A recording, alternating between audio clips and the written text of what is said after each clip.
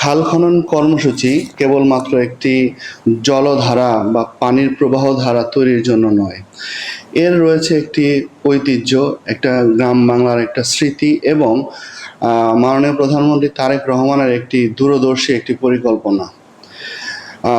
বাংলাদেশ একটি ঘনবসতিপূর্ণ দেশ, পৃথিবীর সবচেয়ে ঘনবসতিপূর্ণ দেশ। আমাদের এই দেশের অর্থনীতি মূলত আপনি দেখেন দাঁড়িয়ে আছে মূলত আমাদের প্রবাসীদের যে রেমিটেন্স এবং আমাদের গার্মেন্টসের উপর ভিত্তি করে। কিন্তু আমরা আমাদের এই গ্রামীণ সেক্টরটা আমরা কিন্তু সেইভাবে কেউ এখানে দৃষ্টি দেইনি। আমরা বিশ্বাস করি খাল খনন কর্মসূচির যে উদ্যোগ বর্তমান প্রধানমন্ত্রী নিয়েছেন, সেই উদ্যোগের ফলে আমাদের ইতিপূর্বের ইতিহাস যদি পর্যালোচনা করি, সেখানে দেখি 1980 সালের আমাদের কৃষিতে একটা বিপ্লব ঘটেছিল। এবারও শুধুমাত্র কৃষিতে বিপ্লব নয়, আমরা কৃষিতে বিপ্লব এবং মৎস্যে বিপ্লব, এবং আপনারা জানেন যে এই খালের পাশে গাছ লাগানো হবে। এছাড়াও এর আরও বেশ কিছু গুরুত্ব রয়েছে। আমরা যদি সাম্প্রতিক সময়ের আমাদের ভূগর্ভস্থ পানির বিষয়টি চিন্তা করি, তাহলে আমরা দেখতে পাই আমাদের পানির লেভেলটা অনেক নিচে নেমে গেছে।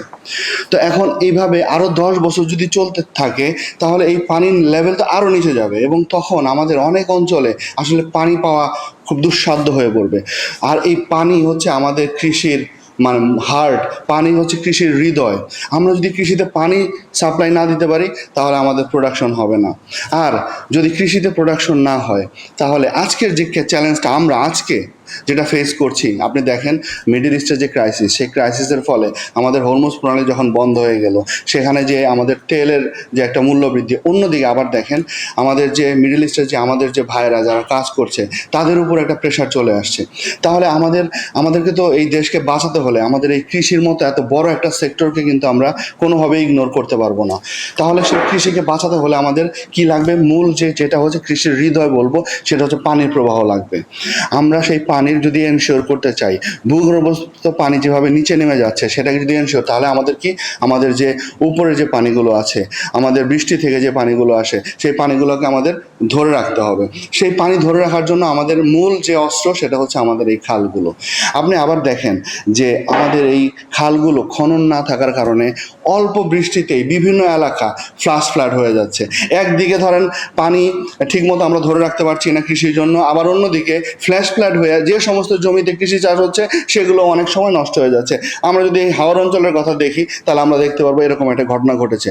তাহলে এটা একটা সমন্বিত কিন্তু একটা ব্যবস্থাপনায় পরিকল্পনা গ্রহণ করা হয়েছে, যে একদিকে আমাদের কৃষিতে পানি সরবরাহ করা এবং পানিকে ধরে রাখা, যাতে আমরা আমাদের প্রয়োজনের সময় আমরা, যেমন ধরেন আজকে আমাদের মিরেশরাই যে আমাদের সরকার উদ্যোগ নিয়েছে, টোটাল 5 বছরে 20,000 কিলোমিটার খাল খনন করবে।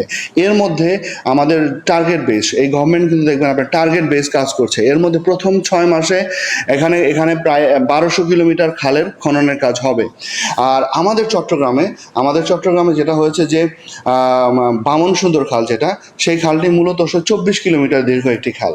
প্রথম পর্যায়ে যে মেজারমেন্ট করা হয়েছে, সেখানে আমাদের 3 কিলোমিটার খাল আমরা এখানে খনন করব।